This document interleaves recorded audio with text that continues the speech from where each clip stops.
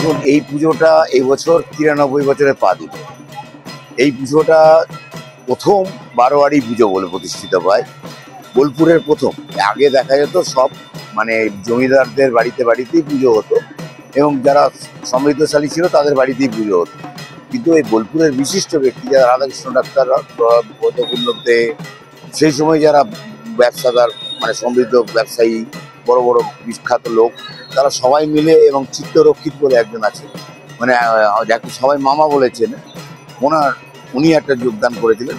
ওনার নেতৃত্বেই গোটা দীর্ঘদিন ধরে দেখতাম আমরা এই যে পুজোটা চলে আসছে। বিগত আজকে 10 বছর হলো উনি মারা গেছেন, তাই আমরা তার স্মৃতি রক্ষার্থেও অনেক কিছু করেছি। এখন ঘটনা হচ্ছে যে আমাদের এই পুজোর যে বৈশিষ্ট্য, এটা হচ্ছে প্রথম পুজো এবং এই পুজো পরিচালনার ক্ষেত্রে পরবর্তী ক্ষেত্রে বোলপুরের বিশেষ লোকরা, যেমন ধরুন অনুব্রত মণ্ডলের, তার একটা বিশেষ কীর্তি আছে। আজকে যে নবমীর ভোগটা যেটা দেখছেন, তার সৃষ্টি কিন্তু উনি যখন কর্মকর্তা হিসাবে পুজোতে যোগদান করেছিলেন, উনি কিন্তু এই নবমীর ভোগটা চালু করেন এবং সেই পরম্পরাতেই কিন্তু আজকে দীর্ঘ 40 বছর ধরে হয়ে আসছে। তার আগে এই ধরনের হতো না, নিজেরাই সব ভোগ খেত, তার ওই নবমীর দিনের ব্যাপারটা ছিল। পরবর্তী ক্ষেত্রে আবার দেখা যায় বিকাশ দা তো আছেই, আমাদের চন্দ্রনাথ সিনহাও ছিলেন এবং আমাদের যারা যারা বলতেন প্রভাত সেন বলে একজন ভদ্রলোক ছিলেন এবং এরা খুব বড় বিশ্বরূপদের দায়িত্ব ছিলেন। এরা অনেক বড় বড় ব্যক্তিত্বরা এখানে এসে এই পুজোটা পরিচালনা করে।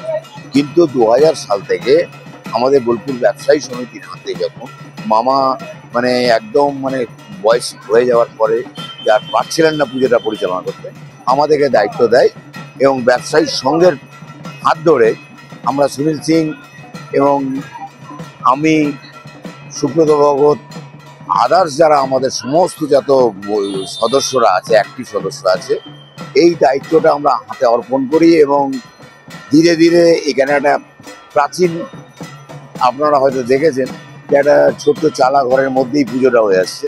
তারপরে আমরা সংস্কারের কাজে নামি এবং আজকের যে মন্দিরের যে আহ্বায়ক, মায়ের ইচ্ছাতে আজকে এত বড় যে আমরা তৈরি করতে পারি, বোলপুরের মানুষের ভালোবাসা ছাড়া এটা হতে পারে না। সব মানুষ যেভাবে উদ্যোগ নিয়ে, আমরা শুধু নিমিত্ত মাত্র পাশে এসে দাঁড়িয়েছি, চিন্তা ভাবনা দিয়েছি, কিন্তু প্রত্যেক মানুষ যেভাবে সহযোগিতা দিয়েছে এবং সব থেকে এই জায়গায় অনুপ্রেরণা দিয়েছেন অনুব্রত মণ্ডলের হাত ছাড়া এটা হতে পারে না। উনি যে উৎসাহ আমাদের দিয়েছেন, ওনার হাতে উৎসাহ নিয়েই আমাদের দুজনের মাঝে আশীর্বাদ করেছেন। আমরা যে কোনো মানুষের কাছে গেছি, সবাই সহস্তে দান করেছেন। আজকে এই একটা বোলপুরের মন্দির, একমাত্র দুর্গা মন্দির, সেই মন্দিরটা কিন্তু প্রতিষ্ঠিত হয়েছে। বোলপুরের সব মন্দির যত আছে সব ক্লাবের মন্দির, এটা হচ্ছে বোলপুরের মন্দির। সেই মন্দিরে আমরা একটা শুধু কর্ণধার হিসাবে দায়িত্ব নিয়ে আছি। এরপরে বোলপুরের মানুষের কেউ না কেউ আসে দায়িত্ব নেবে, সময় যখন কথা বলবেন, মা যাদেরকে নিয়ে দায়িত্ব দেবেন, ঠিক পরম্পরা হিসাবে চলে আসবে, এটাই আমরা আশা রাখছি। আমাদের আকর্ষণের মধ্যে এই বছর যে আদি মা দুর্গার একটা প্যান্ডেলের আয়োজন, কিন্তু আমাদের এই মন্দিরের যে অন্যরা মণ্ডপ, আমাদের কিন্তু মন্দিরের যে সাবেকিয়ানার যে রূপ, এটা কোনোদিন চেঞ্জ হবে না, এটা কিন্তু সবসময়ের জন্য থাকবে। তার বাইরে যে প্যান্ডেলটা, আমাদের জায়গার পরিসরটা কম, মেলাটা হয়, মেলাটাকে আমরা বন্ধ করতে পারি না। সেই জন্য আমাদের এখানে যে এবছর যে থিমটা করেছি, আমাদের আদি টেরাকোটার ওপরে আদি মা দুর্গার যে রূপটা আছে, এই রূপটাকে দেখবেন, সামনে রূপগুলোকে দেখবেন, সব ফুটিয়ে তোলার চেষ্টা করা হয়েছে। এবার অন্যরা যারা থিমের ওপরে বেশ করে যেটা হয়, আমাদের কিন্তু নেই, আমাদের সাবিকে আনাটা আমাদের কিন্তু ঐতিহ্য, এই ঐতিহ্য একদম। এই দেখবেন, আপনি যেমন জিজ্ঞেস করবেন রেল ময়দানে মাকে দেখার জন্য আসে, এখানে মন্দির আমার কি থিম কি হলো এগুলো গৌণ, মুখ্য ব্যাপারটা হচ্ছে মা।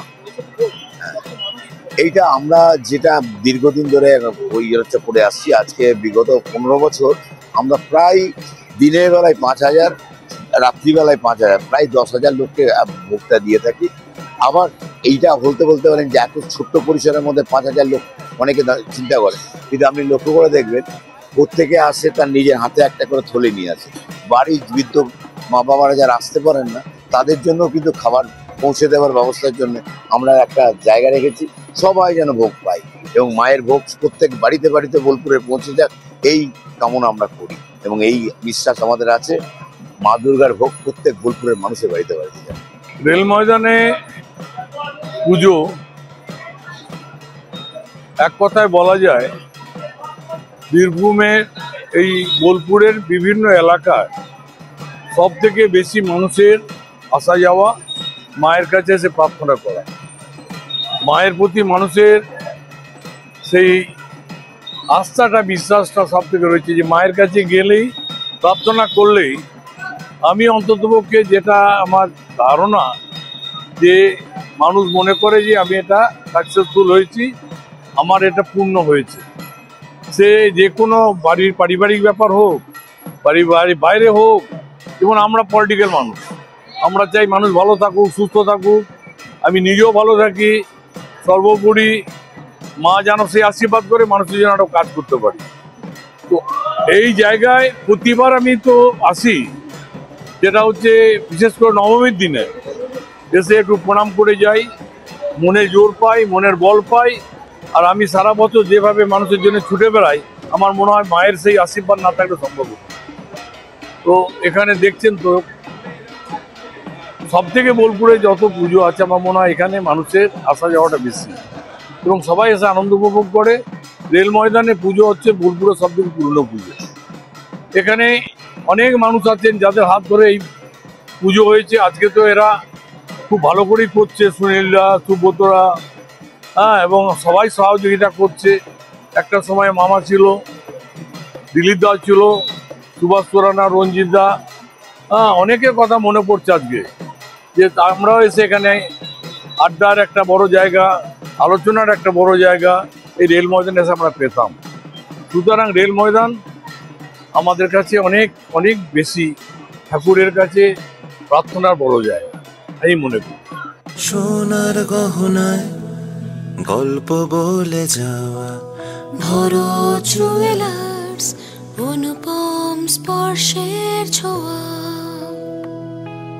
মায়ের স্নেহ, কন্যার সাজ, প্রতিটি রত্নে ভরত জুয়েলার্স। ভরত জুয়েলার্স, গুণমানের অঙ্গীকার, শান্তিনিকেতন রোড, বোলপুর। দেখতে চোখ রাখুন আমাদের ফেসবুক ও ইউটিউব চ্যানেলে।